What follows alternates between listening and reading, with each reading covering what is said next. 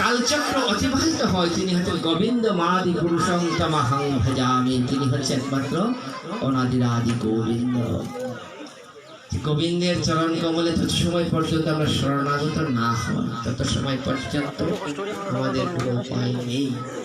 আর ভক্তির কথা যে বলছি, ভক্তি সহকারে ভগবানকে দিতে হবে। ভক্তি কি? ভক্তি কোথা থেকে আসবে বলে, কৃষ্ণ ভক্তি জন্মমূল হয় সাধু সঙ্গ। সাধু সঙ্গ করতে করতে এই কৃষ্ণ ভক্তি আসবে। ভক্তি জিনিসটা কি? ভক্তি হচ্ছে সংক্ষেপে রূপক গোস্বামীপাদ বলছেন, ঋষিকেশ সেবনাং ভক্তি বিদ্যতে। প্রথমে আমরা জানবো ভক্তি কি, তাহলে আমরা আচরণ করবো। ভক্তি হচ্ছে শ্রীরূপ গোস্বামীপাদ অর্ধ শ্লোকে ভক্তি রসামৃত সিন্ধু গ্রন্থে অর্ধ শ্লোকে বলছেন, তোমার যে ইন্দ্রিয়, আমাদের ইন্দ্রিয় আছে না? ইন্দ্রিয় কি? পঞ্চ কর্মেন্দ্রিয়, পঞ্চ জ্ঞানেন্দ্রিয়, হস্ত পদ চক্ষু কর্ণ নাসিকা জিহ্বা, এই যে পঞ্চ জ্ঞানেন্দ্রিয় আছে না, পঞ্চ কর্মেন্দ্রিয় আছে না, হাত পা চোখ নাক কান, এই যে এইগুলো হচ্ছে ইন্দ্রিয়। শাস্ত্র বলছে এইগুলোর আরেক নাম হচ্ছে ঋষিকা। ইন্দ্রিয়ের আরেক নাম হচ্ছে ঋষিকা। আর ঋষিকাকে যে পরিচালনা করেন তিনি হচ্ছেন ঋষিকেশ। ঋষিকেশ কে? ভগবান না? আমাদের মধ্যে ভগবান থাকেন, তিনি এই ইন্দ্রিয়গুলোকে পরিচালনা করেন। ভগবান নাই, আমাদের ইন্দ্রিয় আর চলবে না। আর ভক্তি হচ্ছে আপনার ওই যে হাত পা চোখ কান এইগুলো দিয়ে ভগবানের সেবা করা, ওটাই হচ্ছে ভক্তি। ইন্দ্রিয় দিয়ে ভগবানের সেবা করতে হবে। হাত দিয়ে ভগবানের সেবা করবে। সেবা বলতে তো আমরা হাতের কাজই বুঝি নাকি? মন্দির একটু মুছলেন, এটা হচ্ছে হাতের দ্বারা সেবা। ভগবানের তো ফুল তুলছেন, এটাও হচ্ছে এটা কি হাতের দ্বারা সেবা। কিন্তু শাস্ত্র বলছে কি, আপনার চক্ষু কর্ণ নাসিকা জিহ্বা সবকিছু দিয়ে ভগবানের সেবা করতে হবে। বলছেন হাত দিয়ে তো সেবা করবেনই, পা দিয়েও ভগবানের সেবা করবেন, চক্ষু দ্বারা ভগবানের সেবা করবেন, কর্ণ দ্বারা ভগবানের সেবা করবেন, নাসিকা দ্বারা ভগবানের সেবা করবেন। ওবার কি রকম সেবা? শ্রীমদ্ ভাগবতে বলছেন, মুকুন্দ লিঙ্গালে দর্শনে দৃশ্যৌ। চোখ দিয়ে আমরা কি করি? চোখের কাজটা কি? দেখা। চোখ আমার ইন্দ্রিয়গুলো, কিন্তু আমাদের ইন্দ্রিয় খুবই মানে সীমাবদ্ধ। এক ইন্দ্রিয় দিয়ে আমরা অন্য ইন্দ্রিয়ে কাজ করতে পারি না। চোখের কাজ হচ্ছে দেখা, চোখ দিয়ে আমরা শুধু দেখতেই পারি। কিন্তু ভগবানের ইন্দ্রিয় হচ্ছে পরিপূর্ণ। তিনি কি করেন? ভগবান চক্ষু দ্বারা আহার গ্রহণ করতে পারেন, আবার নাসিকা দ্বারাও গ্রহণ করতে পারেন ভগবান। কিন্তু আমাদের ইন্দ্রিয় হচ্ছে শিথিল, একেবারে সীমিত। তো কি করছি? মুকুন্দ লিঙ্গালয়ের দর্শনে, চোখ দ্বারা আপনি জগতের সবকিছু দেখতে পাচ্ছেন। ভগবানের শ্রীমূর্তিকে যদি একটু ভক্তি সহকারে আপনি দর্শন করেন, তাহলে কি হয়? চোখের দ্বারা ভগবানের সেবা। চোখ দিয়ে ভগবানের সেবাটা কিরকম? সাধু বৈষ্ণবদের দর্শন করবেন, ভগবানের শ্রীমূর্তিকে একটু ভক্তি সহকারে দর্শন করবেন। এটাই হচ্ছে চোখের সেবা। আবার বলছেন কি,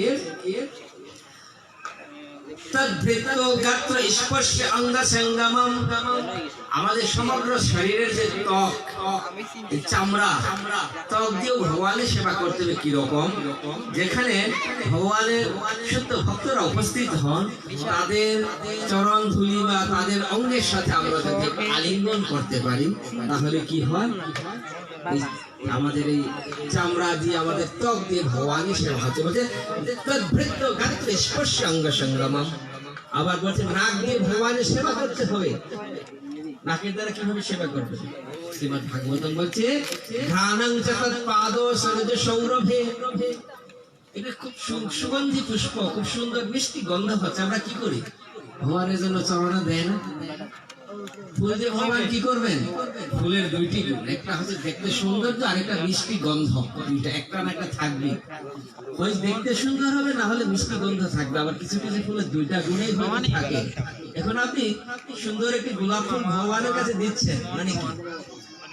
আপনার মনে করতে হবে ভগবান, আপনি ভক্তি সহকারে দিলেন, ভগবান সেই ফুল দিয়ে ঘ্রাণ নিচ্ছেন। যা ভগবান গ্রহণ করে সেটি কি হয়? প্রসাদ হয়ে যায় না? এই প্রসাদ আপনি গ্রহণ করবেন কিভাবে? ফুলের ওই যে সুগন্ধের ঘ্রাণ আপনি আবার নাক দিয়ে নেবেন, সোজা হিসাব। ভগবানের পায়ে আপনার ফুল দেন না, পরের দিন কি করি আমরা?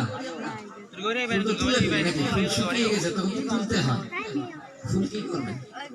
গুরুদেবের চিত্রপট যদি থাকে এই ফুল নিয়ে আপনি গুরুদেবের কাছে একবার নিবেদন করবেন। বিশ্বাসটা এইরকম, ভগবানের যে প্রসাদী নির্মাল্য, ভগবানের শুদ্ধ ভক্ত হিসেবে আপনার গ্রহণ করলেন, মহাপ্রসাদ হয়ে গেল, ওটি আপনি আবার গ্রহণ করছেন। এটা হচ্ছে নাকের জাত সেবা। হচ্ছে কি ঘ্রাণঞ্চত পাদ সরুজ সৌরভে, জিহ্বা দ্বারা ভগবানের সেবা করতে হবে। জিহ্বার কাজ কি? আমরা কি করি? জিহ্বার কাজ কি? কথা বলা। জিহ্বা যদি কেটে দেওয়া হয় আর কথা বলতে পারবে, সে হরি কথাই হোক আর নিচে কথাই হোক বলতে পারবে। জিহ্বার দুইটি কাজ, ভগবানের সেবাও দুইটি হবে জিহ্বার মধ্যে। বলছে কি শ্রীমৎ ঋতুলস্যাং রসনাং তদর্পিতে, ভগবানের কাছে অর্পণ হয়েছে যে প্রসাদ, ভক্তরা গ্রহণ করলে সেটি হয়ে যাবে মহাপ্রসাদ। তা আপনি জিহ্বার দ্বারা যখন মহাপ্রসাদ গ্রহণ করেন তখন কি হচ্ছে? জিহ্বার দ্বারা ভগবানের সেবা হচ্ছে। আবার ওই যে জিহ্বা দ্বারা কি করি আমরা? কথা বলি। তো কথা বলার এত কথা বলি, এর মধ্যে আমরা যে হরিনাম করি জিহ্বা দিয়ে, তখন জিহ্বা দ্বারা ভগবানের সেবা হয়। আবার বলছেন কি শ্রুতিঞ্চ অচ্যুত সৎপথে, কানের মাধ্যমে ভগবানের সেবা করতে হবে। আপনি যখন হরিকথা শ্রবণ করেন, হরিনাম শ্রবণ করেন, তখন কি হয়? কান দ্বারা ভগবানের সেবা হয়। এখন সারাদিন আপনাকে, প্রত্যেক দিন আপনাকে কে হরিকথা শ্রবণ করাবে? হরিবল। এই ভাগবতের অনুষ্ঠান কি প্রত্যেক দিন হবে? মহাপ্রভু বলছেন তোমার হরিনাম তুমি করো। আমরা যখন হরিনাম করি, কেউ শুনুক বা না শুনুক, আমি তো শুনতে পাই। হরিনাম কীর্তন করলে কি হয়? এই যে হরে কৃষ্ণ কৃষ্ণ কৃষ্ণ হরে হরে, হরে রাম রাম রাম হরে হরে। কেউ শুনুক আর না শুনুক, আমরা কিন্তু শুনেছি। মুখ দিয়ে হরিনাম করলাম, কান দিয়ে আবার শ্রবণ হচ্ছে, একসাথে ভক্তির দুইটি অঙ্গ। জিহ্বা দ্বারা ভগবানের নাম কীর্তন হয়ে গেল, কর্ণ দ্বারা কি হয়ে গেল? ভগবানের নাম শ্রবণ হয়ে গেল। এই জন্য নাম করতে হবে। আবার বলছেন কি পাদৌ হরিক্ষেত্র পদানুসর্পণে, আগে বলেছিলাম পায়ের দ্বারা ভগবানের সেবা করতে হবে। কিরকম সেবা? এই যে আপনারা দূরে থেকে আসলেন পায়ে হেঁটে হেঁটে, এটা কি? পা দিয়ে তো সেবাটা হয়েছে। তারপরে এখানে বসে আছি আর বিস্তার করলে পায়ের মধ্যে কি অসহ্য লাগে না? এইদিকে একবার নড়ি, ওইদিকে একবার নড়ি, পায়ের এই যে কষ্ট কি কেন? হরিকথা শ্রবণের জন্য, ভগবানের সেবার জন্য। এটা কিসের মাধ্যমে সেবা হচ্ছে? সেবার অঙ্গ হচ্ছে দুইটি পা। আবার বলছেন কি সবার পরে বলছেন করো হরে মন্দির মার্জনা দিশু, হাত দিয়ে হরি মন্দির আদি মার্জন করবেন। তো যাদের বাড়িতে টাইলস করা মন্দির আছে, মন্দির মুসলিম মনটা খুব ভালো লাগে, ঠিক না? আমাদের সবার বাড়িতে কি টাইলস করা মন্দির আছে নাকি? না, থাকা উচিত না, সম্ভব না। এখন মন্দির আমরা কোথায় পাবো? বলছে তুলসী কাননম যত্র তত্র সন্নিহিত হরি, যেখানে তুলসী সেখানে ভগবান নিশ্চিত। যাদের সবার বাড়িতে তুলসী আছে নাকি? এখানে কেউ আছে নাকি যাদের বাড়িতে তুলসী মহারানী নাই? সবার বাড়িতে তুলসী আছে। বলছেন তুলসী কাননম যত্র তত্র সন্নিহিত হরি, যেখানে তুলসী এখানে ভগবান উপস্থিত আছে। এই কথা বিশ্বাস করতে হবে। আমাদের অন্তিম স্থান কিন্তু তুলসী।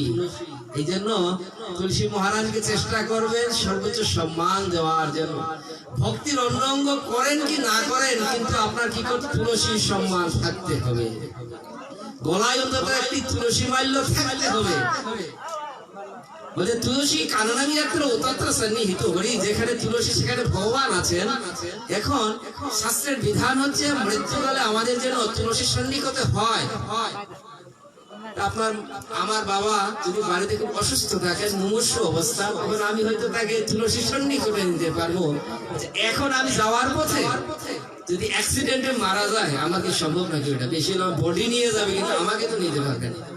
গলায় যদি তুলসী মাল্য থাকে, আমি যেখানেই মৃত্যু হোক আমার, আমি কিন্তু তুলসী সন্নিকটে আমার মৃত্যু হবে। এই জন্য গলায় তুলসী মালা রাখতে হয়। গৌরাঙ্গ মহাপ্রভু যখন কীর্তন করতেন, কি করতেন? কীর্তন করতেন, তখন ভক্তরা সাথে সবসময় তুলসী রাখতেন। মহাপ্রভু বসলে তুলসীর সাথে রাখতো, কীর্তন করলে কেউ তুলসী মহারানীকে নিয়ে কীর্তন করতো। তো কলিজীবের এত ব্যস্ততা, দিনে একবার তুলসী প্রদক্ষিণ পরিক্রমায় তো আমরা করতে পারি, তুলসীর সাথে কত সময় থাকবো? ভগবান তখন কৃপা করে কি করলেন, সমগ্র কর্মের মধ্যে থেকেও যেন আমরা তুলসীর সাথে থাকতে পারি, এই জন্য কি করলেন, তুলসীর শরীর থেকে মালা সৃষ্টি করলেন। এই যে তুলসী মাল্য, এই জন্য গলায় তুলসী মালা দিতে হয়। তুলসী কারণম যত্র তত্র সন্নিহিত হরি। একটু হরে কৃষ্ণ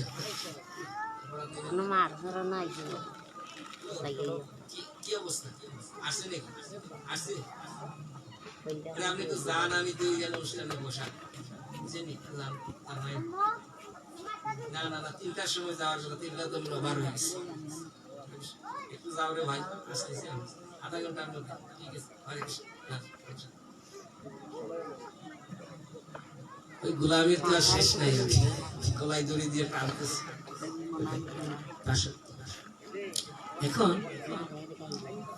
এইভাবে সেবা করতে হবে। গলায় তুলসী মালা দিবেন, অন্তত দিনে একবার তুলসীকে প্রণাম করবেন। ঘুম থেকে উঠে তুলসীকে প্রণাম করতে হবে। তুলসী যদি কৃপা হয়, বৃন্দার যদি কৃপা হয়, তুলসী আরতিতে আমরা কি বলছি, যে তোমার শরণালয় তার বাঞ্ছা পূর্ণ হয়, কৃপা করি করো তারে বৃন্দাবন। বৃন্দাবনে যেতে হলো ওই বৃন্দাদেবের কৃপা লাগবে, না হলে পারবেন না। আমাদের ভজন মার্গটা কিন্তু মহাপ্রভুর অনুসৃত নির্দেশিত যে পথ, সর্বস্বামের ওই পথ, ঠিক না? এই জন্য বৃন্দার কৃপা ছাড়া হবে না। সবসময় জন্য বৃন্দাবনকে পরিষ্কার রাখতে হবে, সুন্দর রাখতে হবে। যার বাড়ির বৃন্দাদেবী যত উন্নত মনে করতে, তার ভক্তি তত উন্নত চেষ্টা করতে হবে। আর এগুলা তো অনেক উচ্চাঙ্গের কথা। হরে কৃষ্ণ, সবাই সখী বল। হরে কৃষ্ণ, 3টা বাজে মনে হয়, কি করবো?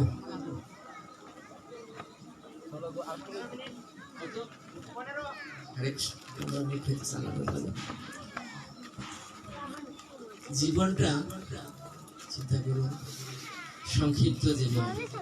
এটি হচ্ছে একটা ভিসা নিয়ে আসা। যখনই যা ডাক করবে সাথে সাথে আমাদের কিন্তু চলে যেতে হবে। কার যে কি অবস্থায় ডাক করবে আমরা জানি না, এটাই হচ্ছে সমস্যাটাই। সুখদেব গোস্বামীর মাধ্যমে পরীক্ষিত মহারাজ কৃপা করে লাভ করেছিলেন বলেই 7 দিনে তিনি ভগবানকে লাভ করেছিলেন। ধ্রুব মহারাজ 6 মাসে ভগবানের দর্শন লাভ করেছিলেন। এখন এই দুর্লভ মনুষ্য জন্ম, এই জীবন লাভ করার পরেও যদি আমরা একটু ভগবানের প্রতি একটু কর্তব্য পালন না করি, ভগবান কি বলছেন যে জানতি অধমাং গতি। বলে তুমি তো মানুষ হয়ে জন্ম নিয়েছিলে, তোমার ইন্দ্রিয়গুলো সব স্বাধীন ছিল। ব্যবহারিক কথা, আমাদের ইন্দ্রিয়গুলো স্বাধীন, আমরা অন্তত তাই মনে করি, ঠিক না? এইখানে হরিকথা হচ্ছে, আশেপাশে অনেক দূরের অনেকে এখানে এসেছেন হরিকথার শ্রবণ করার জন্য, প্রসাদ গ্রহণ করার জন্য। কিন্তু আশেপাশে হয়তো অনেকেই আছে যারা এখানে আসেই নাই। অনেক লোক পাওয়া যাবে ধারে কাছে, অনেকেই আছেন আসেন নাই। কারণ কি? তাদের নামে রুচি হচ্ছে না, প্রসাদে রুচি হচ্ছে। রুচি থাকলে তো তারা আসতো। সবাই তো আর আসে নাই। সবাই লোক এখানে আসলে এরকম 10টা প্যান্ডেল করে জায়গা হবে? সবাই তো আর আসে না। কেন আসে না? মহাপ্রসাদে গোবিন্দে নাম ব্রহ্মণি বৈষ্ণবী স্বল্প পিণ্ডবতাং রাজন বিশ্বাস নেই যায়। তাদের বিশ্বাস হচ্ছে না। যাদের পূর্বজন্মের সুকৃতি কম, তাদের এইসব বস্তুর প্রতি আকর্ষণ থাকবে না। কি কি বস্তু বলে? ভগবানের মহাপ্রসাদ, মহাপ্রসাদ গোবিন্দের স্বয়ং ভগবান, ভগবানের নাম, তারপর ভগবান শুদ্ধ ভক্ত, 4টি অপ্রাকৃত বস্তু। এখন আমি তো বুঝতে পারি আমার মধ্যে এই অপ্রাকৃত 4টি বস্তুর প্রতি আকর্ষণ কেমন। যদি দেখি আকর্ষণটা কম, তাহলে কি করতে হবে? আকর্ষণ বাড়াতে হবে, বারবার চেষ্টা করতে হবে। কিরকম? ইন্দ্রিয়গুলোকে জোর করতে হবে। প্রথম হরিনাম করবেন বাবা, হরিনাম করতে ভালো লাগবে না? ভালো লাগে নাকি? প্রথম ভালো লাগবে, পরে আর ভালো লাগবে না, তারপরে হরিনাম করতে হবে। শ্রবণ করতে ভালো লাগবে না, তারপরে জোর করে করতে হবে। করতে করতে করতে করতে এক সময় প্রকৃত কৃপা হবে। বলে ব্রহ্মাণ্ড ভ্রমিতে কোন ভাগ্যবান জীব গুরু কৃষ্ণ প্রসাদে পায় ভক্তিলতা বীজ। আপনি গুরুর কাছ থেকে, বৈষ্ণবের কাছ থেকে ভক্তিলতার বীজ পেয়ে গেলেন, মন্ত্র পেয়েছেন। এটা কি বীজ? বীজ থেকে গাছ হবে, গাছের মধ্যে আসবে কি সুপক্ষ ফল, ভক্তি ফল। এখন বীজ থেকে কিন্তু ফল আনা, অনেক ভাব বেরোতে হবে। বীজকে কি করতে হবে? অঙ্কুরিত করতে হবে। কামড়িত বলছেন শ্রবণ কীর্তন জলে করো এসেছেন। শ্রবণ কীর্তনের মাধ্যমে গুরুর কাছ থেকে পাওয়া যে ভক্তিলতা বীজকে আপনি অঙ্কুরিত করবেন, তারপর অঙ্কুরিত বীজ বড় হোক সে চেষ্টা করবেন। একাদশী করতে হবে, মাস্ট মাস্ট, সরল কথা। 15 দিনে একবার একাদশী। একাদশী যদি না করি, বুঝতে হবে আপনি ভক্তির দিকে যেতে পারবেন না। এটা ভগবানের নির্দেশ। 15 দিনে আপনাকে একাদশী করতেই হবে। শাস্ত্রের সাথে আমরা কথা বলি না, তখন আমরা তর্ক করি, বলি না করলে কি হবে। বলছে জানি কানি চ ভবানি ব্রহ্মহত্যা সমানি চ অন্নমাশ্রিত তিষ্ঠন্তি সম্প্রাপ্তে হরিবাসনে। একাদশী দিন তুমি অন্ন খাচ্ছ? হ্যাঁ খাচ্ছি। অন্ন তুমি খাচ্ছ না, ওটা হচ্ছে পাপ। অন্য দিন যখন তুমি ভাত খাও, থালের মধ্যে কি থাকে? এক থাল ভাত খাচ্ছ, কিন্তু আজকের দিনে দেখতে যদি ভাতের মতো মনে হচ্ছে, ওটা হচ্ছে মহাপাপ। শরীরে এমনিতে পাপের জ্বালায় বাঁচি না, প্রত্যেক একাদশীতে যদি এক থাল করে আবার পাপ গ্রহণ করি, উপায় আছে নাকি? একাদশী করতে হবে, হরিনাম করতে হবে, সাধু সঙ্গ করতে হবে। এইভাবে করতে করতে করতে করতে একদিন একদিন ভগবান কৃপা করবে।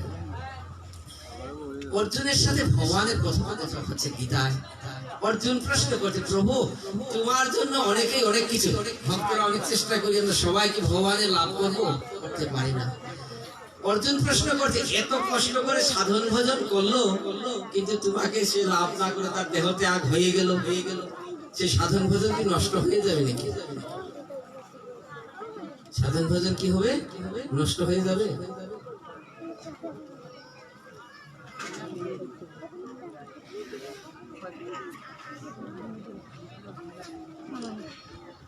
সাধন ভজন কি নষ্ট হয়ে যাবে? এত কষ্ট করে সঞ্চয়? ভগবান বলছেন না। ভগবান বলছেন কি, যদি সে এই দেহে না পারে, তাকে আমি আবার সুযোগ দান করি। সুযোগ দানটা কিরকম? মনে করুন এটা নারায়ণপুর, নাকি গ্রামের নাম। নারায়ণপুর থেকে কেউ ভানুগাছ যাবে বা পাত্র খোলা যাবে, পাত্র খোলা অনেক দূরে, এখান থেকে 7-8 কিলো। কোন কারণে আপনি যাচ্ছেন, 4-5 জন রওনা দিল। কিভাবে? কেউ মোটরসাইকেল করে যাচ্ছে, কেউ সিএনজি করে, কেউ হেঁটে হেঁটে রওনা দিল। ভানুগাছ গিয়ে গাড়িতে উঠতে হবে। এখন এক জায়গা গিয়ে সবাই তো আর বুঝতে পারবে না, যাত্রা বিরতি নিল এখানে। পরের দিন যখন যাত্রা শুরু করবে, তারা কি আবার নারায়ণপুর থেকে শুরু করবে যাত্রা? কেউ ভানুগাছ গিয়ে পৌঁছার পর যাত্রা করলো, ওখানে বিশ্রাম নিল। কেউ নিল শিববাজার পর্যন্ত, কেউ তো পৌঁছে গেছে পাত্রখোলা। এখন যে ভানুগাছ গিয়ে বিশ্রাম নিল, সে যখন আবার পাত্রখোলার উদ্দেশ্যে যাত্রা করবে, সে কি করবে? ওই ভানুগাছ থেকে তার যাত্রা শুরু। আর যে যাই নাই, সে যেতে হলে ওই নারায়ণপুর থেকে যেতে হবে। এই জন্য ভগবান বলছেন, আমি তাকে সুযোগ দান করি। পরবর্তী জন্মে সে কি করে? আমার পূর্ব জন্মের সেই স্বীকৃতির কারণে সে আমার কথা মনে করতে পারে, যার কারণে সে ভজনের দিকে একটু এগোয়। এই জন্য আপনারা দেখবেন, একই বাবা মার সন্তান হওয়ার পরেও সন্তানরা সবাই কিন্তু সমান ভক্ত হয় না। একজনের কৃষ্ণ ভক্তি আছে, আরেকজনের নাই। কারণ কি? পূর্বজন্মের যা স্বীকৃতি আছে, সে ওইদিকে একটু এগিয়ে থাকে, আর যার নাই সে তো পিছিয়ে থাকছে। আমাদের কি করতে হবে? চেষ্টা করতে হবে। এটা ভজনের দেহ, হরিনাম করুন। আর এই যে আমরা জীবনে যা সঞ্চয় করি, সঞ্চয়ের একটি নির্দিষ্ট অংশ সবসময় প্রত্যেক মানে পারলে মাসিক ভাবে হোক, যেভাবে ভগবানের সেবায় লাগাতে হয়। তো তখন কি হয়, আপনি যখন, এটা মায়েদের উদ্দেশ্যে না, এটা যে সাধারণত আমরা মায়েদের কি হচ্ছে, মানে উপার্জনটা কম থাকে। আমি যারা উপার্জন করে তাদের উদ্দেশ্যে বলছি, প্রত্যেক মাসে বছরে আমাদের যে ইনকামটা হয়, উপার্জন হয়, তার নির্দিষ্ট অংশ ভগবানের সেবায় লাগানোর চেষ্টা করতে হবে। তখন কি হয়? আপনি ইনকাম ট্যাক্স দিচ্ছেন না, সরকারকে আমরা ইনকাম ট্যাক্স দিয়ে দিলে কি হয়, আয়টা একেবারে স্বচ্ছ হয়ে যায়। ভগবানের সেবায় যখন লাগাচ্ছেন তখন সম্পূর্ণ আয় একেবারে কি হয়, শুদ্ধ হয়ে যায়। এটাই আর কি, যে প্রত্যেক মাসে চেষ্টা করতে হবে। তো ভগবানের সেবা, এই যে বৈষ্ণব সেবা বলছেন কি, কৃষ্ণ ভক্তি জন্মমূল হয় সাধু সঙ্গ। সাধু সঙ্গ থেকেই কৃষ্ণ ভক্তির জন্ম হচ্ছে, যার কারণে আমরা সাধু সঙ্গ করার চেষ্টা করি। এই যে কৃষ্ণ কথা হচ্ছে, গীতা পারায়ণ হয়ে গেল, এর মধ্যে শুদ্ধ ভক্ত কি কেউ থাকবে না? একজন না একজন তো অবশ্যই থাকবে। তাদের সঙ্গ করতে পারলে তাদের সেই পবিত্র দেহস্পর্শের মাধ্যমে আমরা পবিত্র হয়ে যাব। এই উদ্দেশ্য করেই তো এই যে সাধু সঙ্গ করা। কিন্তু আমাদের নিজস্ব পরিসরে, ক্ষুদ্র পরিসরে আমরা সবাই কিন্তু করতে পারি না, বাড়িতে বাড়িতে এত আয়োজন করা সম্ভব হয় না। তখন আমরা কি করি, সম্মিলিত ভাবে করি। এই যে একটা জায়গা, এটা কি নাট মন্দির থেকে দুর্গা মন্দির থেকে দুর্গা পূজা হয় বছরে একবার। দুর্গা মন্দির ঠিক না, দুর্গা পূজা তো একবার, বাকি অনুষ্ঠান তো হচ্ছে নাম কীর্তন হচ্ছে। মানে গ্রামের একটি কি এখানে হরি মন্দির, ভগবানের সেই মন্দির। এখন মন্দিরের মধ্যে যদি আমাদের মন্দিরে আমরা কি হয়, সম্মিলিত হয়।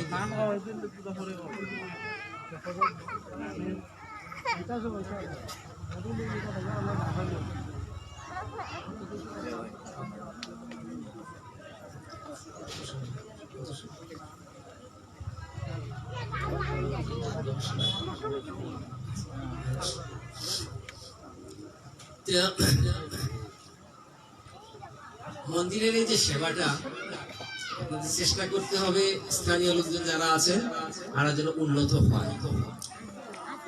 ভগবানের শ্রী বিগ্রহ এই যে জল জল করছে, রাধা গোবিন্দের বিগ্রহ, বিগ্রহ যদি ছোট্ট হয় কি হয়, চোখে পড়ে না এতটা। বিগ্রহ জল জল করছে, আমাদের মনটা খুব ভালো লাগে, যে মনে হচ্ছে স্বয়ং রাধা গোবিন্দ দাঁড়িয়ে আছেন। অবশ্যই বিগ্রহ নয়, সাক্ষাৎ ব্রজেন্দ্র নন্দন ভগবান নিজে দাঁড়িয়ে আছেন। তো মন্দির যদি পবিত্র হয়, মন্দির মানে কি, মন্দির যদি পবিত্র করতে পারি আমরা, আমাদের মনটা অটোমেটিক্যালি পবিত্র হয়ে যাবে।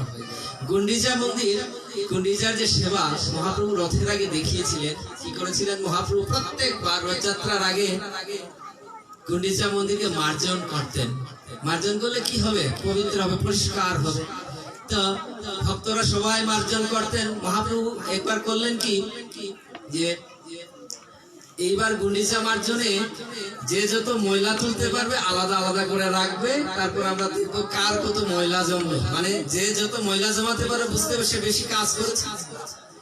সবাই এইভাবে পরিষ্কার করে করে যার যার আলাদা আলাদা করে রাখলো। পরে দেখা গেল কি, যে সবাই যত ময়লা জড়ো করেছেন, এক মহাপ্রভু তাদের বেশি করেছে। মহাপ্রভু তো মহাপ্রভু।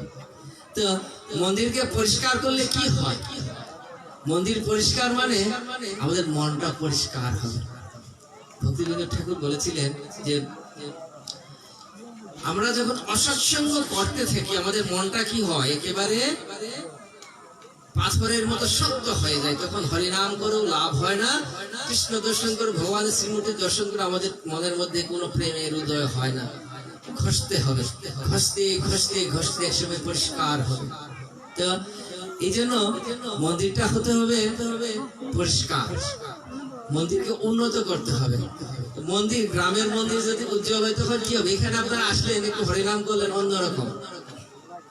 মন্দির যদি ভাঙাচোরা থাকে তাহলে কি হয়, ওখানে বসতে ভালো লাগবে না। মন্দির যদি খুব উজ্জ্বল থাকে তখন এমনিতেই ভক্তদের মনে তো সবসময় ভগবানের ভাব থাকে, কিন্তু আমরা যারা অভক্ত তাদের মধ্যেও কিন্তু সাময়িক ভাবে হলেও মন্দির দর্শনে কি হয়, ভক্তির উদয় হয়। এই জন্য মন্দিরকে আরো কি করতে হয়। তো এইখানে এই যে মন্দিরটা, গ্রামের এই যে মন্দির, এইখানে সবার উচিত যার যার সামর্থ্য অনুসারে আপনারা চেষ্টা করবেন। ভগবান এমন, ভগবানের সেবা যদি আমরা দান করি, আচ্ছা ভগবানকে কি আমরা দান করতে পারবো বলেন তো? ভগবানকে আপনি কি দান করবেন, দেওয়া যায়? কি দিবেন আপনি? জগৎপতি ভগবান। তারপরে ভগবান কি করেন, ভক্তের কাছ থেকে আবার আশা করে নেন উত্তর আপনারা দিবেন। এই ভক্তের কাছ থেকে ভগবান কি আশা করেন বলে, ভক্তি সহকারে দিতে হবে।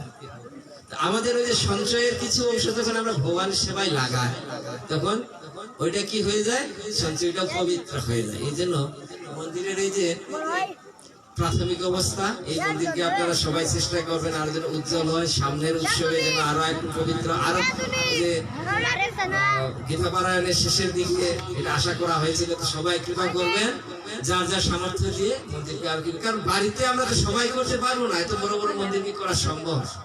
গ্রামের মন্দিরটা যদি বড় থাকে আপনি এটা উৎসব করতে পারবেন, বাড়িতে আপনার জায়গায় সংকুলন হচ্ছে না, এখানেই তো করবেন আপনারা সবকিছু। এই জন্য আমাদের কিন্তু মন্দিরের প্রতি কম থাকে, সমস্যাটা এইখানে। অন্য ধর্ম সম্প্রদায় যাদের এদের কিন্তু কি বেশি থাকে, কিন্তু আমাদের এই জিনিসটা একটু কম, এটা দিতে হবে। তো সেবা, এটা হচ্ছে সেবা, ভগবানের সাথে আপনি সম্পৃক্ত হয়ে সবকিছু সেবা। এই যে একটু করে আমরা মহাপ্রসাদ নেব, প্রসাদ নেবেন, এটা কি বলছে? প্রসাদ কি খাওয়া বলে? এগুলো প্রসাদ সেবা। প্রসাদ আপনি মুখ দিয়ে খাচ্ছেন আপনার শরীরের জন্য, আপনার মনের জন্য, কিন্তু এটাও কিন্তু সেবা। কারণ কি? এর সাথে ভগবানের সম্পর্ক আছে। এই জন্য ভগবানের সাথে যখনই সম্পর্ক হয়ে যায় সবকিছু সেবা হয়ে যায়। হরিকথা শ্রবণ করছেন, এটাও সেবা। কীর্তন করছেন, এইটাও সেবা। ভগবানের সামনে একটা ফুল দিবেন, এইটাও সেবা। ওই যে বলেছিলাম পাত্রাং পুষ্পম তুয়ং ফলম। এখন বাড়িতে আপনি মাসে খরচ করেন তো 50,000 টাকা, আর ভগবানকে কি দিচ্ছেন? হরি বল, নকুলদানা কিনে এনে দিলে হবে নাকি? নকুলদানা কিনে নিয়ে এসে দিলে হবে? হবে না। আপনার সামর্থ্য অনুসারে ভগবান ওটা একবার সংক্ষিপ্ত করে বলেন পাত্রাং পুষ্পম, এমন পর্যায়ে রাখবেন সবাই যেন দিতে পারে, যার যার সামর্থ্য অনুসারে চেষ্টা করতে হবে। এইটাই ভগবান আমাদের কাছে দিয়েছেন তার সেবার জন্য। এই দেহটা ভগবান দিয়েছেন সেবার জন্য। আমি বলেছিলাম এই আমাদের ইন্দ্রিয়গুলো আপাতত স্বাধীন। স্বাধীন কেন? এই হরিকথার শ্রবণ আমাদের করতে হবে, কিন্তু তারপরে আমরা সবাই আসি নাই। কারণ কি? আমরা না আসলেও আমাদের চলে। পাশের বাড়িতে অনেকেই বসে গল্প করছেন, কারণ কি? তাদের এখানে না আসলেও চলে, এই জন্য তারা স্বাধীন। কিন্তু আমরা যদি গরু হয়ে জন্ম নেই তখন কি হবে? দড়ি দিয়ে, গরুর গলায় দড়ি দিয়ে যখন মালিক টানতে থাকে, গরুর কিন্তু স্বাধীনতা থাকে না। গরু বলতে পারবে না আমি এদিকে যাবো না, না বললেও যাইতে হবে। যত সময় এই স্বাধীনতার আমরা কি করব? অপপ্রয়োগ করছি এগুলা, মানে ভগবানের সেবায় আমরা লাগাচ্ছি না, তখন ভগবান কি করছে বলে জানতি অধমাং গতিম। ভগবান তখন বলছেন আমি তোমাকে ইন্দ্রিয় দিয়েছিলাম আমার সেবার জন্য, তুমি সেই সেবায় কাজে লাগাওনি। তোমার কান দুটি ছিল, তুমি এত কথা শুনতে, কিন্তু হরি কথা কোনোদিন শ্রবণ করনি।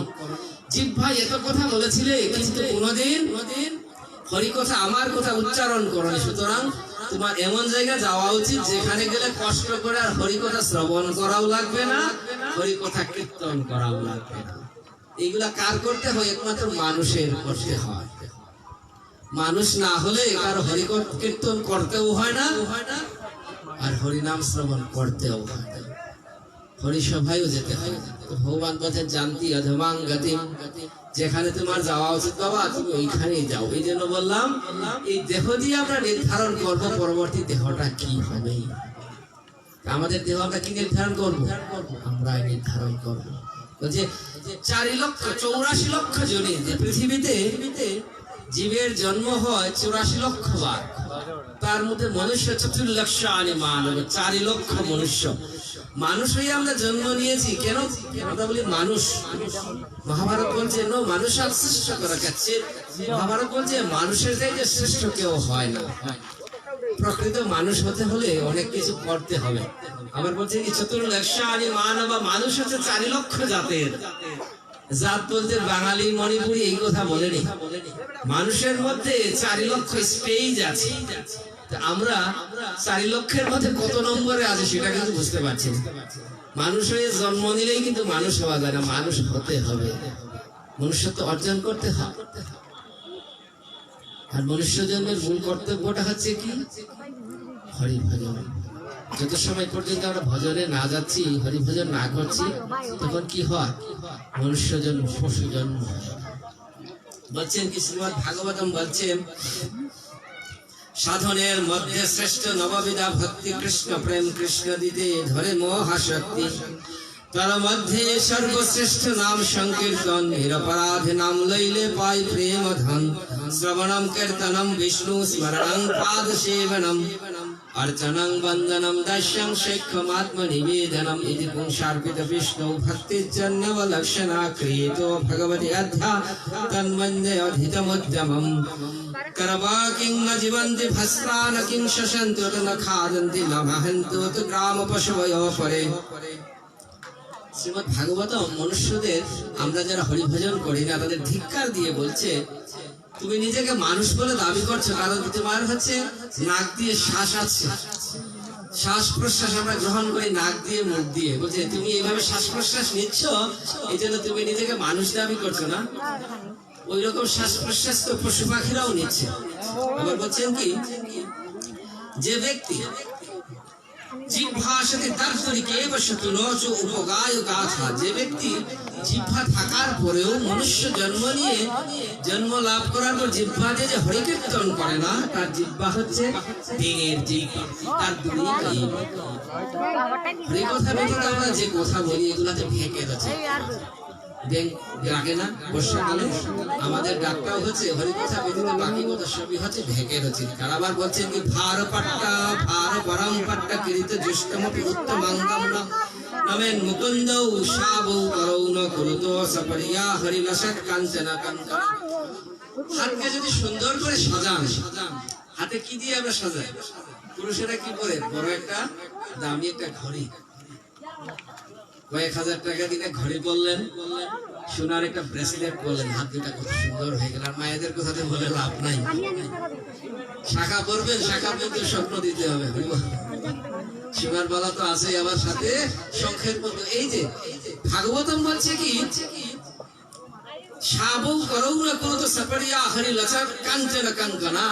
হাত তুমি যতই সুন্দর করে সাজাও কঙ্কন দিয়ে, সোনার কাঞ্চনের কঙ্কন সোনার বালা পরে যতই সাজাও, সেই হাত দিয়ে যদি হরিসেবা না হয়, বলছে ছাবৌ ছাবৌ, তোমার হাত দুটি হচ্ছে মৃত মানুষের হাতের সাথে। হাত যতই সাজায়, হাতে সুন্দর ঘড়ি বললেন, ৫,০০০ টাকার ঘড়ি, বিদেশ থেকে ১০,০০০ টাকার ঘড়ি, হাতে আর স্বর্ণের ব্রেসলেট, কত সুন্দর হাত। কিন্তু ভাগবতম বলছে হাতকে বাবা যতই সাজান সুন্দর হবে না যদি ওই হাত দিয়ে আপনি হরি সেবা না করেন, ভগবানের সেবায় না লাগালে। হাত দুটো সাবু কারো মৃত মানুষ হাত দিয়ে কিছু করতে পারবে?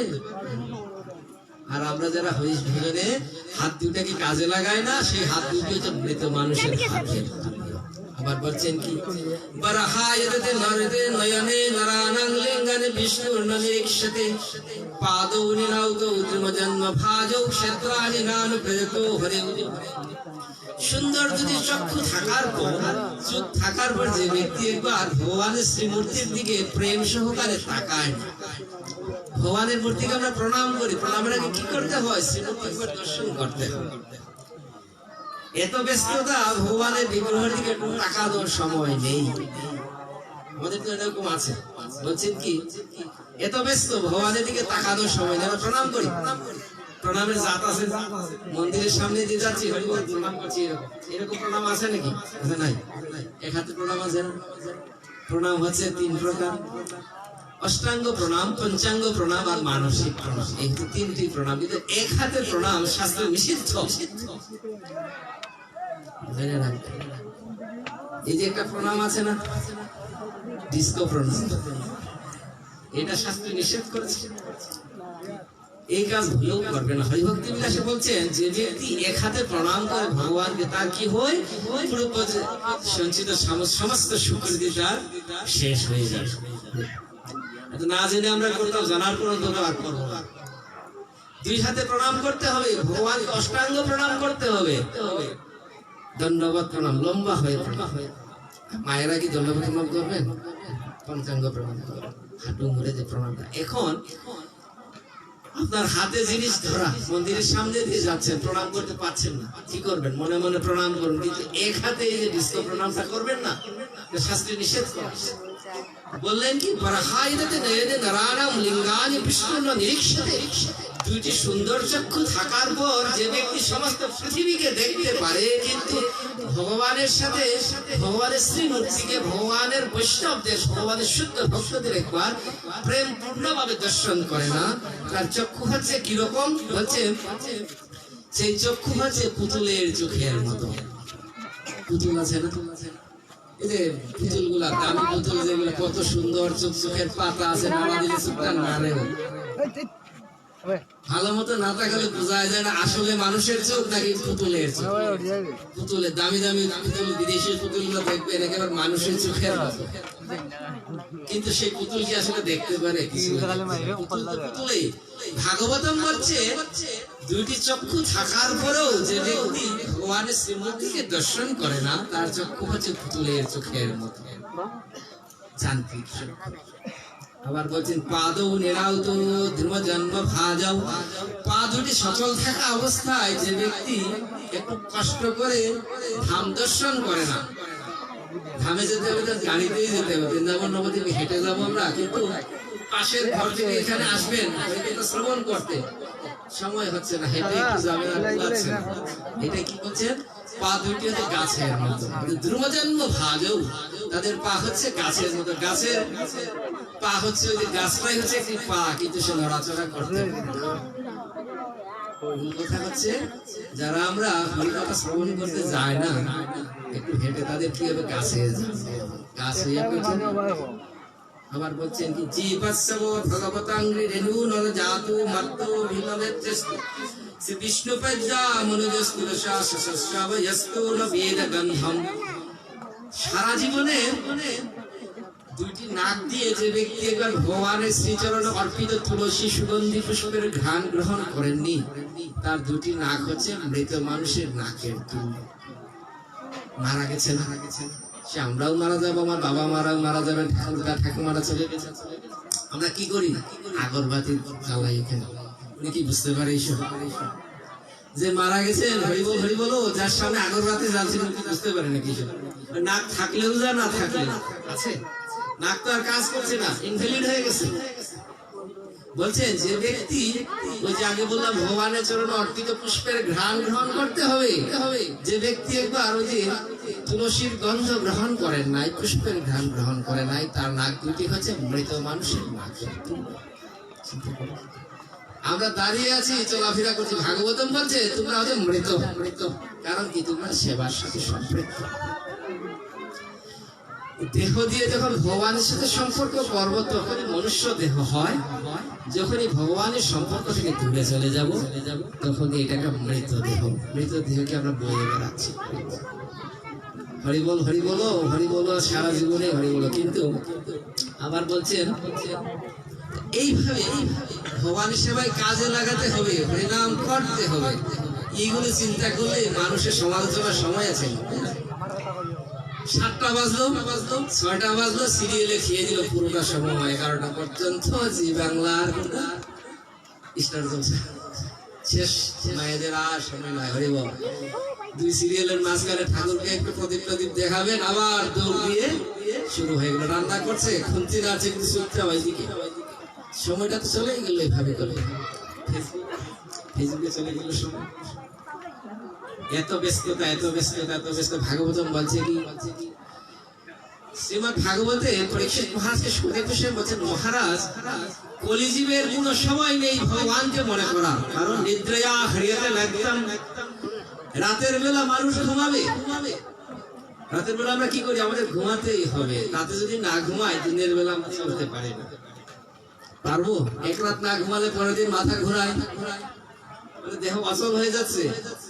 মোবাইলের ব্যাটারি যদি চার্জ না থাকে মোবাইল কি চলে না। কি করতে হয়? ব্যাটারি চার্জ দিতে, আমাদের বডিটাও চার্জ দিতে হচ্ছে। রাতে যখন আমরা ঘুমাই, ভালো ঘুম হয়ে গেল, ফুল চার্জ হয়ে গেল, পরের দিন খুব ঝাড়ঝাড়া। ভাগবতম কি বলছে? পরীক্ষিত মহারাজকে সুখদেব গোস্বামী বলছেন, মহারাজ নিদ্রয়া হৃদে লাগতাম। রাতের বেলা জীবের ঘুমেই চলে যাচ্ছে, ঘুম গেল, ঘুমের মধ্যে রাত গেল। দিন এবং রাত এই নিয়েই তো একদিন, নাকি 24 ঘন্টার একদিন। আর দিনের বেলা বলছে কুটুম্ব ভরণে নামা, দিনের বেলা সে দৌড়াবে পেটের দায়ে। কুটুম্ব ভরণ, নিজের সন্তান, মা বাবা, নিজের ভরণ পোষণের জন্য সে দৌড়তেই থাকবে। দিন গেল রাত গেল, সময় কোথায়? দিন রাত মিলেই তো একদিন আছে। একটুকুর মধ্যে ভগবানের জন্য সময়টা বের করতে হবে বাবা, সময় বের করুন। এটাই হচ্ছে ভজন। হরিনাম যখন করবেন একটু হরিনামের মতো করবেন, ভুলেও টেলিভিশনের সামনে বসে কোনোদিন হরিনাম করবেন না। হরে কৃষ্ণ হাতে হরিনামের মালাটা দিয়ে যখন হরে কৃষ্ণ করতে করতে আবার সিরিয়াল দেখছেন, হরিনাম অপরাধ হচ্ছে, এই কাম করবেন না। প্রয়োজনে মালা কমান, কিন্তু মালা করার মতো করে করুন, করতে হবে। কিন্তু কোথাও বলছেন হরিনামও করছেন, এভাবে হবে না। দিনে কয়েক মালা হরিনাম করতে হবে, একাদশী করতে হবে। একাদশী যদি না করেন তাহলে জীবনটা গেল, একেবারে শেষ হয়ে। বয়স হয়ে গেল, করতে পারছেন না।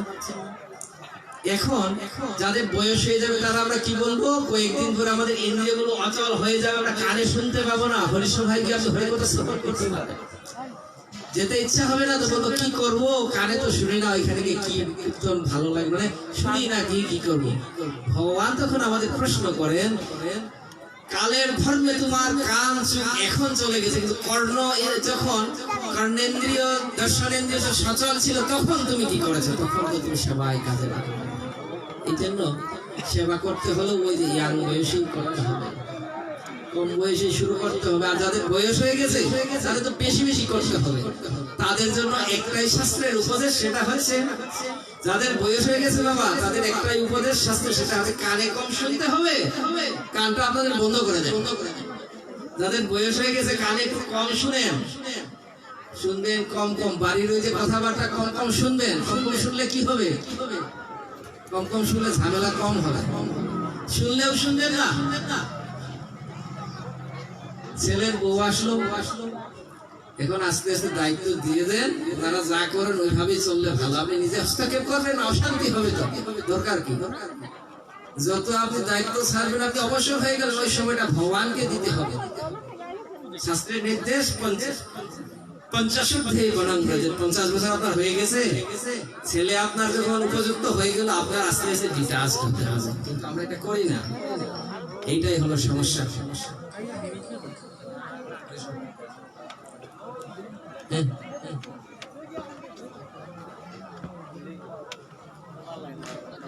না হলো হবে,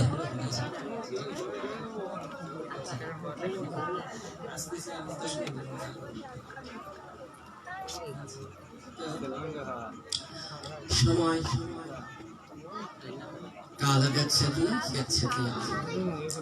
আজকের দিনটা চলে যাবে মানে কি, জীবনের ক্যালেন্ডার থেকে একটা দিন মাইনাস হয়ে গেল, সময় কিন্তু বাড়বে না।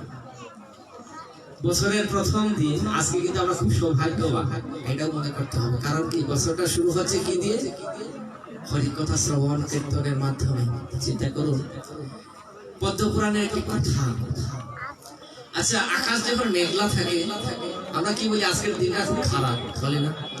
শাস্ত্র বলছে যেদিন আকাশ মেঘলা থাকে সেদিন খারাপ না, যেদিন হরিভজনের সাথে সম্পর্ক থাকে না ওই দিনটাই খারাপ।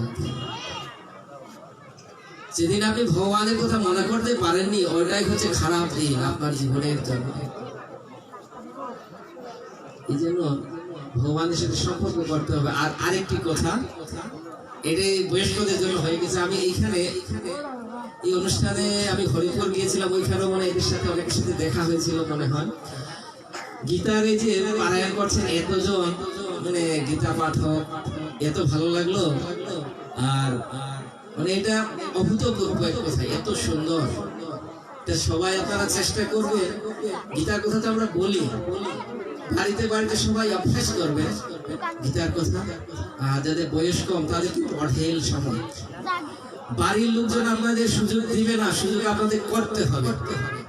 শ্রীমদ ভাগবতের মধ্যে, আমি ইয়াংদের উদ্দেশ্যে বলছি, শ্রীমদ ভাগবতের মধ্যে কৌমারং আচরেৎ প্রাজ্ঞ ধর্মান ভাগবতানি হতানি। যাদের বয়স কম, কুমার বয়স, কুমার মানে কি জানেন, 1 বছর থেকে 5 বছর, তখন থেকে শুরু করতে হবে।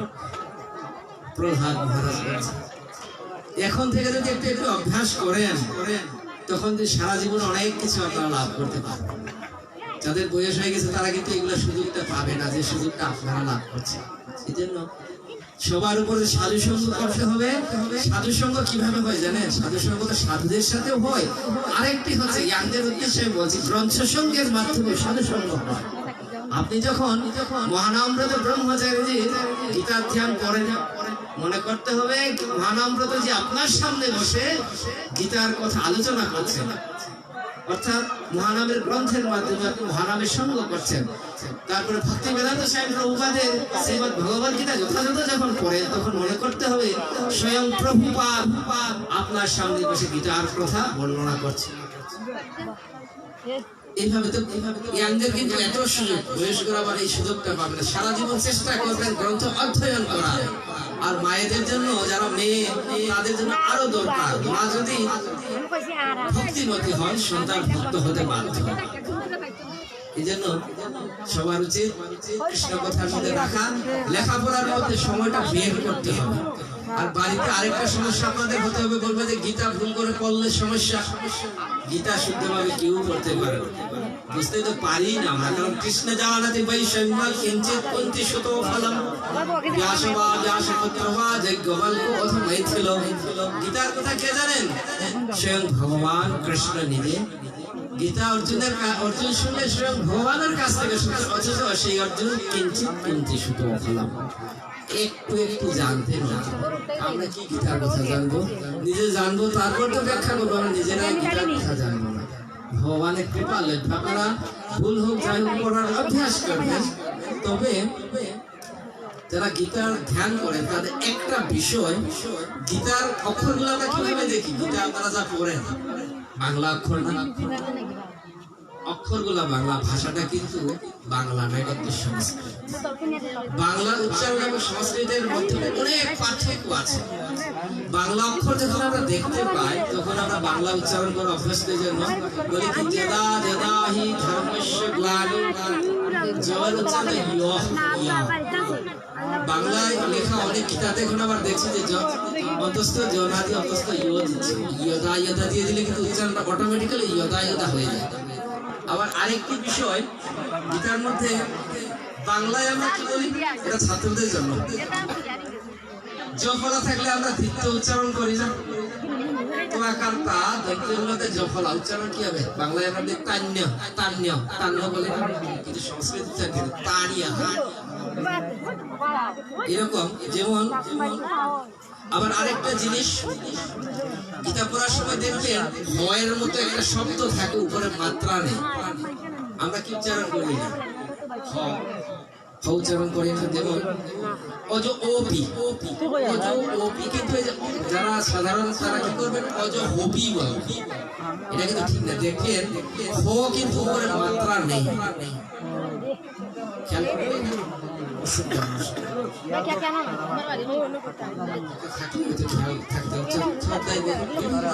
এরকম থাকবে একটা শব্দের মাঝখানে একটা হো, কিন্তু উপরে কোনো মাত্রা নেই। হো এর উপরে তো মাত্রা থাকে, উপরে মাত্রা থাকে। যার উপরে মাত্রা নেই হো এর মতো, এটা কিন্তু হো না, এটা হচ্ছে লুপ্ত অ, এটা ও উচ্চারণ হবে। যেমন ও যে হোপি হবে না, এটা হচ্ছে ও যে ও পিশান আবে আত্মা, ও যে ও পি, উচ্চারণটা হচ্ছে অ, হালকা অ। বলবেন কি ভূতানাম ঈশ্বর ও পিশান, ভূতানাম ঈশ্বর হো পিশান হবে, ও পিশান হবে। আবার হচ্ছে প্রকৃতি স্বামধিষ্ঠায় সম্ভবামি আত্মমায়য়া, স্বামধিষ্ঠায় না, বো যখন থাকবে, বকার যেগুলা নিচে বো যেগুলো উচ্চারণ হবে ওয়া, স্বামধিষ্ঠায় না স্বামধিষ্ঠায়, স্বামধিষ্ঠায়। বুঝছেন কি? প্রকৃতি স্বামধিষ্ঠায় সম্ভবামি আত্মমায়য়া, সম্ভবামি আত্মমায়য়া, উচ্চারণ সম্ভবামি আত্মমায়য়া। আবার यदा यदा हि धर्मस्य धर्मस्य धर्मस्य धर्मस्य सृजाम्यहं भवे सृजामि अहं सृजाम्यहं भवे सृजामि अहं सृजामि अहं। আপনারা যখন একটু গীতার ওই অন্যগুলো দেখবেন, সন্ধি পরিণাম, সন্ধি সন্ধি সন্ধি বিচ্ছেদ সন্ধি, স্বর সন্ধি, ব্যঞ্জন সন্ধি, সন্ধি সূত্রগুলো খেয়াল করবেন। এখন তো ব্যাকরণ মনে এগুলো আলোচনা করে কম, সন্ধি থাকে থাকে না, মানে ব্যাকরণ পড়াই হয় না। সুন্দর সন্ধি যদি না পারি, সমাজ যদি না পারি, দেব ভাষা সম্বন্ধে কোনো জ্ঞানই লাভ নেই। সম্ভবামি আত্মমায়য়া, সম্ভবামি আত্মমায়য়া। গীতা যখন আমরা পড়বো তখন মানে মুখস্থ করে অভ্যাস তো করতেই হবে, উচ্চারণটা একটু খেয়াল রাখতে হবে। আর আপনারা চাইলে সবচেয়ে ভালো হয় অডিও যেগুলো অনলাইনে পাওয়া যায় এগুলো খেয়াল করবেন, এখানে কিন্তু উচ্চারণটা ঠিক মতো একটু খেয়াল করবেন উচ্চারণেরা কিরকম করে।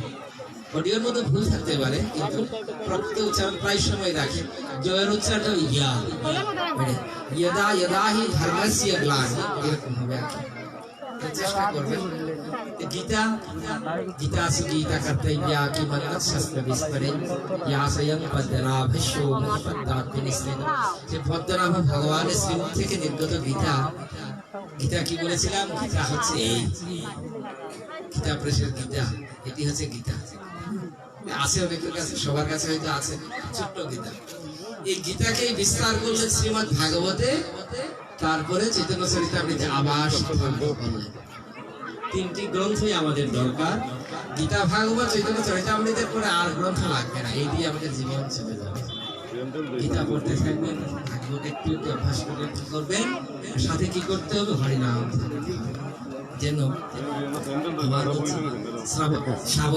সাধনের মধ্যে শ্রেষ্ঠ নববিধা ভক্তি, কৃষ্ণ প্রেম কৃষ্ণ দিতে মহাশক্তি, তার মধ্যে সর্বশ্রেষ্ঠ নাম সংকীর্তন, নিরপরাধ নাম লইলে পাই প্রেম ধন। সাধন ভজন করবেন 64 প্রকার ভক্তি অঙ্গ, তার মধ্যে সর্বশ্রেষ্ঠ নববিধা ভক্তি, 9টি ভক্তির অঙ্গ হচ্ছে শ্রেষ্ঠ, তার মধ্যে শ্রেষ্ঠ হচ্ছে নাম সংকীর্তন। আচ্ছা, হরিনাম করলে কি হবে বলছে, কৃষ্ণ প্রেম কৃষ্ণ দিতে ধরে মহাশক্তি। হরিনামের এমন শক্তি, কৃষ্ণকে আপনার খুঁজতে হবে না, হরিনাম কৃষ্ণকে টেনে নিয়ে আসবে আপনার। হরিনাম নাম করতে হবে। তাদের বয়স কম, একটা জিনিস গার্জিয়ানরা অনেক সময় চিন্তা করে এখনই এগুলা করলে হবে না, আসলে এখনই করতে হবে। একটা কথা আমরা কেউ কি বলি কোনোদিন যে আমি লেখাপড়া করি নাই, আমার বাপেও করে নাই, আমার ছেলে মেয়েদের আমি করতে দেবো না, এরকম কেউ কি বলে? কি বলে? সবাই কিন্তু বলে আমি লেখাপড়া করতে পারিনি, আমার ছেলে মেয়েরা করতে পারে। ভজনের ক্ষেত্রে এই কথা চিন্তা করতে হবে। আমরা বয়সকালে এগুলো জানি নাই, করতেও পারতাম না, কিন্তু আমার ছেলে মেয়েরা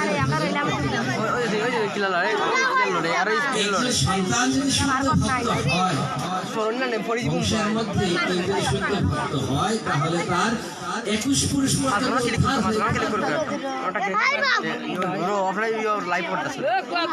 ভগবানের কথা। প্রহ্লাদ মহারাজ যখন নৃসিংহ দেবের কাছে শেষের দিকে পিতার জন্য প্রার্থনা করলেন, প্রহ্লাদের বাবার নাম কি? আমার স্টেশন আছে ভিডিও রুচেন আমি আনছি না হিরণ্যকশিপু। ভক্ত ছিলেন নাকি? শুদ্ধ ভক্ত। হিরণ্যকশিপু হরিনাম শুনতে পারত না, আর প্রহ্লাদ হরিনাম ছাড়া এখন মৃত্যু হয়ে গেল। ভগবান নৃসিংহদেবের কাছে ভগবান নৃসিংহদেব প্রহ্লাদ মহারাজকে বারবার বলছেন, প্রহ্লাদ তুমি আমার কাছে বর প্রার্থনা করো। প্রহ্লাদ মানছেন না। শেষে বললেন, প্রভু বর যদি দিতে হয় তাহলে আপনি কৃপা করে আমার বাবার পিতৃদেবের অপরাধ মার্জন করুন, সে আপনার অনেক অপরাধ করেছে। প্রহ্লাদ মহারাজ ছিলেন শুদ্ধ ভক্ত, আর হিরণ্যকশিপু ছিলেন একেবারে অভক্তের অভিনয় করতেন, যদিও তিনি শুদ্ধ ভক্ত একেবারে। ভগবান বলছেন কি যে ত্রয়ীতে পুরুষাং বলছেন, প্রহ্লাদ তুমি তোমার বাবার কথা চিন্তা করছো, সপ্তবতী পুরুষাং পুত বলছেন, তুমি তো থাক, তোমার বাবা তো দূরের কথা, তোমার কাছ থেকে শুরু করে 21 পুরুষ পর্যন্ত উদ্ধার হয়ে গেছে, তোমার বাবা থেকে তোমার চিন্তা করতে হবে। একটি ছেলে ডাক্তার ইঞ্জিনিয়ার হয়ে যা করতে পারবে না, এই যে শুদ্ধ ভক্ত তার দুটি গুণ করতে পারে যদি প্রকৃত শুদ্ধ ভক্ত হয়। ভিডিওটি আপনার ভালো লাগলে লাইক, কমেন্ট এবং সাবস্ক্রাইব করুন।